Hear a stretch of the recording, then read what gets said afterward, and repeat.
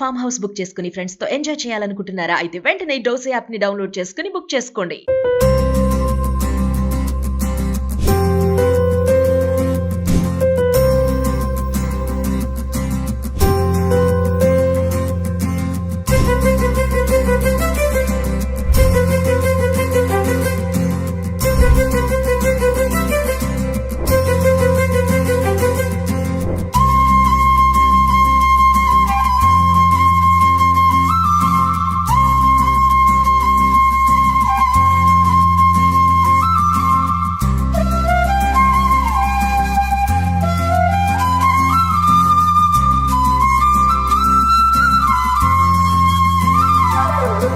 రమ్మగారు సంక్రాంతి అనగానే ఫస్ట్ పిండి వంటలు మనకి అరిసెలే గుర్తొస్తాయి అంతే కదండి. కదా. అందుకని చెప్పి మిమ్మల్ని కష్టపెట్టి పొలాలు పోయి అరేంజ్ చేసి ఓకే అరిసెల కోసం మొత్తం పిండి అంతా రెడీ చేయించానండి నేను. Very good.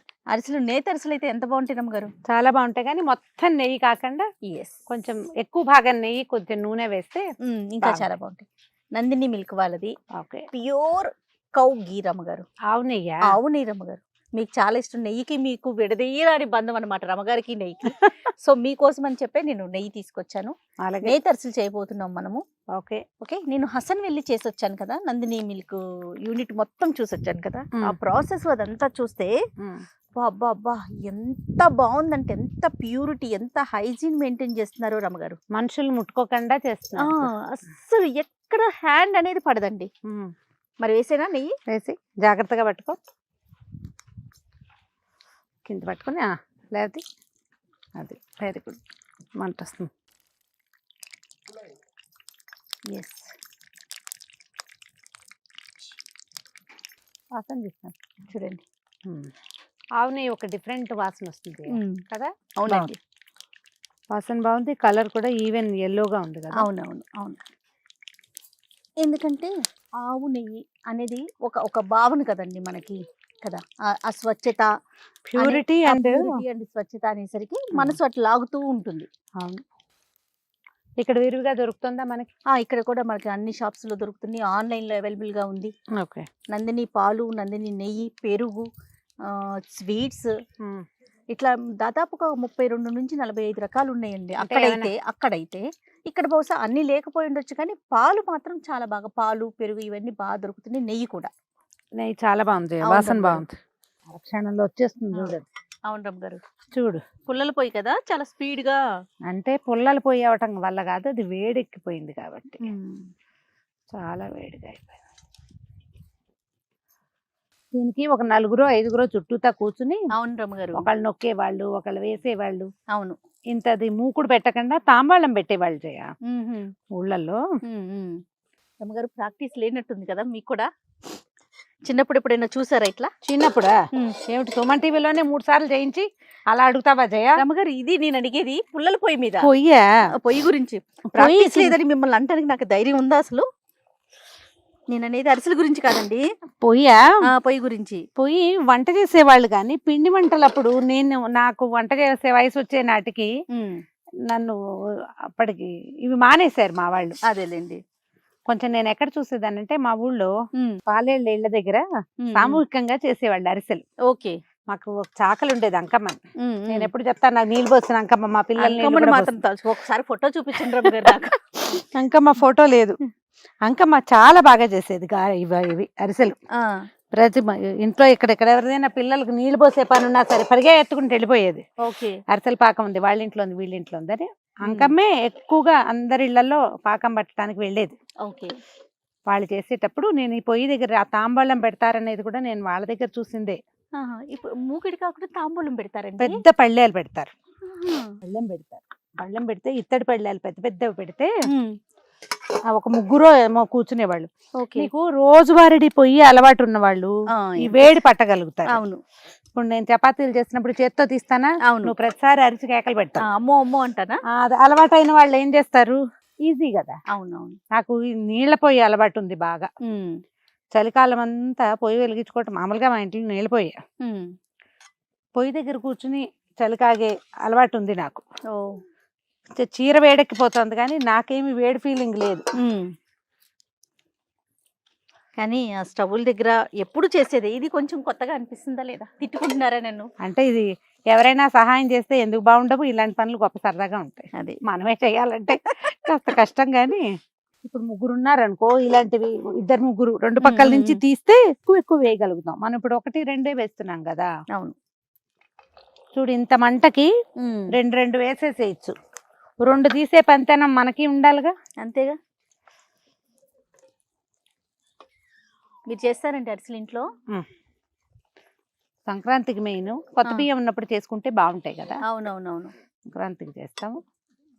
నేను పాకం పట్టి ఉంచుకుని తర్వాత 10 రోజులు పోయాక కూడా చేసుకుంటాను. ఓ, ఈ సంవత్సరం పంచదార అరిసెలు చేద్దాం అనుకుంటున్నాను. బెల్లం అరిసెలు కొంచెం సాగుతాయిగా, అవునవును. పంచదార అరిసెలు పళక్కమని విరుగుతాయి. అవును. నాకు ఆ పళక్ ఇష్టం.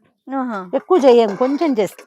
ఓకే. 2 రోజులు తినడానికి. ఇంకంతా నిల ఉంటే ముక్కా చెక్క అయిపోతూ ఉంటాయి అవి. అవును. నందిని ఆవు నెయ్యి వేసి వాసన బాగుంది చూడు. చాలా అద్భుతంగా ఉంది రమ్మగారు. చక్కటి నేతి అరిసెలు చేసుకుంటున్నాము. మామూలుగా అయితే మనం అమ్మ వాళ్ళు కూడా ఇంటి దగ్గర ఏం చేసేవాళ్ళు అంటే, ఒక చారెడు నెయ్యి పోసి పైన నూనె పోసేవాళ్ళు. పూర్తి నెయ్యి ఎందుకనో మాకు చాలా పాడి ఉండేది. బోల్డ్ అని గొడ్లు ఉన్నాయి మాకు. కనీసం 50 పాలగొడ్లే ఉండేవి. అబ్బా. కానీ నాయనమ్మ అనారోగ్యం అనేవారు. పూర్తిగా అందుకని మాకు నేతి గారెలు, నేతి అరిసెలు, పూర్తి నెయ్యి వస్తువు లేదు. అన్నాల్లో భోజనం చేసేటప్పుడు వేసుకోవటమే తప్ప కాగిన నెయ్యి అరుగుదలకి రాదని ఒక నమ్మకం. అదే పెద్దవాళ్ళకి అట్లా ఉంటుంది కదా. అవునవును. మా ఫ్రెండ్ నిర్మల్ అని ఉండేవారు కదా, ఇప్పుడు లేరు. దాని ఊరు నుంచి నేతి అరిసెలు చేయించి పట్టుకొచ్చేది. నెయ్యి చేయటం గొప్పగా ఉండేది అనుకుంటా. నేనేమనుకుంటానంటే, నెయ్యి మనకి కొత్త కాదు, కాకపోతే అది హెల్దీయా కాదా, సూట్ అవ్వాలిగా. సూట్ అవ్వాలి. పెద్దవాళ్ళకి కొన్ని భావాలు ఉంటాయి. అవును. మేము వాటి గౌరవార్థం అసలు మా అమ్మ కాస్త నెయ్యి కూడా మా నాయనమ్మ కంటపడకుండా పోసేది. కొంత పేరు నెయ్యి డబ్బాలోంచి తీసి అందులో వేసేవారు. జబ్బు చేస్తుంది, పిల్లలు 1కి 4 తింటే అని అలా భావాలు ఉండేవి. కొంచెం పచ్చాలు ఎక్కువ. పొయ్యి ముందు కూర్చున్నారు, మీకు ఎట్లా అనిపిస్తుంది? కానీ నాకు మాత్రం భలే సరదాగా ఉంది రావు గారు. అంటే నేను చెప్పా కదా, ఇవన్నీ ఎవరైనా ఏర్పాటు చేస్తే మనకు సరదాగానే ఉంటుంది. మీరు తీసేస్తున్నారు జస్ట్ ఒకటే కదా. నేను అంటే నాకు ఒకరు నొక్కిస్తున్నారు, నేను వేయటమేగా. పాపం అమ్మ కూర్చున్నారు మనతో పాటు. మనం ఈ పొయ్యిని హ్యాండిల్ చేయలేమని. అమ్మగారు అరిసెలు ఇంకేం చేస్తామండి? అరిసెలు అయితే నాకు తెలుసు బాగా. తెలంగాణలో సకినాలు చేస్తారు. మనమేమో చక్రాలు, జంతికలు, చెక్కలు, చేగోడీలు. అవునండి. ఒక 2-3 కలిసి చక్కగా మరి ఇలా పొయ్యి అంటే పెట్టుకోలేకపోతాం, కానీ చిన్న స్టవ్లు వస్తాయి కదా రమ్మగారు, సింగిల్ స్టవ్లు. అవి అయితే కూర్చొని చేసుకోవచ్చు కదా. అవును, చక్కగా నేల మీద పెట్టుకోవటం, హాయిగా చేసుకోవచ్చు. రమ్మగారు అరిసెలు ఇష్టమా, మీకు కొబ్బరి బూరెలు ఇష్టమా? అసలు కొబ్బరి బూరెలు పెద్ద నచ్చవు చేయ నాకు. అవునా? తూచి రమ్మగారు, నాకు ఎంత ఇష్టమో కొబ్బరి బూరెలు అరిసెల కన్నా. నాకు అరిసె ఇష్టం. కొబ్బరి బూర అంటే కొంచెం మెత్తగా అట్లా అనిపిస్తుంది, అదొక ఫీల్.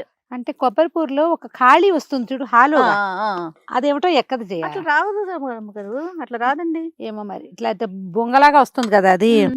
ఆ బొంగలో లోపల గ్యాప్ వస్తుంది. ఏమో మరి అమ్మ చేస్తారు కదా, అస్సలు రాదండి. మా ఇంట్లో మా కొబ్బరి బూరెలు పెద్దగా తెలీదు. మా విద్యకయ్య మున్సిపల్ స్కూల్లో జాయిన్ అయ్యాక అక్కడ ఫ్రెండ్స్ క్రిస్మస్ కి చేస్తారు జయ మా వైపు. ఎందుకనో అలాగా తెలీదు, కానీ అక్కడ వాళ్ళ దగ్గర చూసి తర్వాత విద్యకయ్య చేసేది. కానీ ఏమిటో పండక్కి ఒక వారం ముందు నుంచి మొదలు పెడతారు కదండి పిండి వంటలు ఇవన్నీ. ఇంకా 4-5 రోజుల ముందు ఒక 2 నెలల చాలా ఇళ్లలో ఏంటంటే పిల్లలు ఊళ్ళ నుంచి వచ్చేసరికి పాపలు వండి పెట్టేస్తారు. అవును అవును. ఏమో నేను ఎప్పుడు ఈ పదం వాడుతూ ఉంటాను, మా ఇంట్లో వాడే పదం కాదు. ఏది? పప్పలు ఉండటం అనేది మా ఊళ్ళల్లో పద్ధతి అన్నమాట. మేము పిండి వంటలు చేయటం అంటాం, అసలు వండటం అన్న మాటే రాదు. పిండి వంట చేయటం రమ్మగారు 2 వైపులా తిప్పి పడుతున్నా, ఒకవైపు ఒకవైపు కొంచెం అది పళ్ళని గోడుగా పెడితే ఇందులో ఒక కారు నూనె ఒక పక్కకు వచ్చేస్తుంది, మళ్ళీ ఎత్తి ఇందులో వేసేసుకోవచ్చు. నువ్వు హసనెళ్ళేవి 3 రోజులు ఉన్నావు కదా. అవును రమ్మగారు. నందిని వాళ్ళు 3-4 నెలల నుంచి నేను హసనెళ్తాను చెప్తూనే ఉన్నావు. మొత్తానికి డిసెంబర్ లో వెళ్ళినట్టున్నావు. అవును రమ్మగారు. ఎలా ఉంది జయ ఫ్యాక్టరీ చూస్తే ఎక్స్పీరియన్స్? నేను ఇక్కడ చాలా అంటే నార్మల్ గా ఊహించుకున్నాను, నేను ఎప్పుడు చూడలేదు రమ్మగారు. మా ఆయన ఎప్పుడు చెప్తాను, నేను పాల ఫ్యాక్టరీ చూసాను, విజయవాడలో పాల ఫ్యాక్టరీ చూసానని. నేను ఎప్పుడు చూడలా, అంత ఊహించుకోలా. అది ఫ్యాక్టరీ కాదండి, ఇండస్ట్రీ. బా. లక్షల టన్నులు రమ్మగారు. ఆ, నేను అసలు ఇక్కడ ఇది మాట్లాడాలి అది మాట్లాడాలి, ఇన్ని డ్రెస్సులు అన్ని డ్రెస్సులు మేకప్ కిట్లు ఎన్నో వేసుకెళ్ళిపోయా. ఆ. నోరు ఇప్పటాకు లేదు రమ్మగారు. ఎందుకో తెలుసా, ఏది ఆపటాకు లేదు, ఏ మిషనరీ. ఓ. అన్ని లక్షల టన్నుల్లో అక్కడ ఇదవుతోంది అనమాట. ఉమ్. అంటే మనం ఏది ఆపినా ప్రొడక్షన్ ఆగిపోతుంది. అదే అదే. మొత్తం చూసొచ్చాను. నాకు బాగా నచ్చింది హైజీన్ అండి. ఉమ్. ఎంత క్లీన్ గా ఉందంటే ఉమ్. బాబా మాటల్లో చెప్పలేం. నీకు అలాంటివి లేకపోతే ఆ, ఒక రాష్ట్రం తాలూకు పూర్తి రాష్ట్రం తాలూకు నమ్మకాన్ని ఎట్లా గెలుపొందుతారు? రైతుల దగ్గర నుంచి నేను రైతులతో కూడా వెళ్ళి మాట్లాడొచ్చాను. రైతుల దగ్గరికి వెళ్ళాను, పాల కేంద్రానికి వెళ్ళాను. చక్కగా రైతులందరూ ప్రతి ఇంట్లో పాడి అండి. నాకైతే నిజంగా ఒక ఈర్ష్య కూడా వచ్చింది రమ్మగారు. మనకి ఇక్కడ అట్లా లేదు కదా. అంటే రైతులకి ఎంత ఎంకరేజ్మెంట్ కదా, ఎంత పాడి పంట కదా రమ్మగారు. ప్రతి ఒక్కరికి ఇదివరకు ఉండేది అన్ని జయ మనకు రకాలుగా కూడా. సమృద్ధిగా ఉంటది కదా. నిజంగా అలాంటి అవకాశమే ఉన్నట్లయితే గవర్నమెంట్ భలే ప్రోత్సాహం అందిస్తుందండి అక్కడ. ఉమ్. కర్ణాటక గవర్నమెంట్ ఉమ్. ప్రతి ఇంట్లో ఆవులు, వాళ్ళకి సబ్సిడీలు, రకరకాల ప్రోత్సాహకాలు. ఆ Actual గా పాలని వీళ్ళే కొనటం మనకు కూడా ఉంది, మనకి ఉంది, కానీ అంత ప్రోత్సాహం మరి ఎంతవరకు ఉందో నాకు తెలీదు.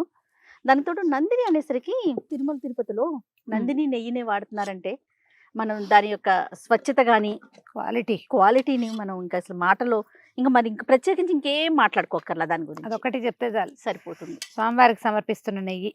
అంతే. చాలా బాగుందండి ఎక్స్పీరియన్స్ అయితే. అక్కడ మనుషులు కానీ వాళ్ళు పనిచేసే విధానం కానీ ఎక్కడ చెయ్యి తగలట్లేదు రమ్మగారు. అదే ఆవు దగ్గర నుంచి పూర్తి మెషినరీ, పూర్తిగా ఆవు దగ్గర తీసిన దగ్గర నుంచి టిన్ మిల్కింగ్ మెషిన్స్ అంటావా? మిషన్ పెడుతున్నారండి. అట్లా చేత్తో తీయట్లేదు, మిషన్స్ పెట్టేస్తున్నారు. ఫైనల్లీ సక్సెస్ఫుల్ గా నందిని నెయ్యితో సంక్రాంతి అరిసెలు మనం కంప్లీట్ చేసేసుకున్నాం. ప్రేక్షకులకి ఏమైనా చెప్తారా ఒక్కసారి? చక్కగా అరిసెలు ఉంచుకోండి హెల్దీగా. నెయ్యి కూడా వేయాలంటే నందిని నెయ్యే వాడుకోండి. స్వచ్ఛమైన ఆవు నెయ్యితో చేసిన అరిసెలు ఎవరికైనా పంపించడానికి బాగుంటాయి, మనం తినడానికి బాగుంటాయి. ఆరోగ్యానికి ఆరోగ్యం. అంత పూర్తి స్థాయి నెయ్యి వద్దనుకుంటే మేము చేసినట్టుగా కొంచెం నూనె, కొంచెం నెయ్యి వాడుకోండి. రైట్ గారు, ప్రేక్షకులందరికీ మరొక్కసారి సుమన్ టీవీ ప్రేక్షకులందరికీ సంక్రాంతి శుభాకాంక్షలు.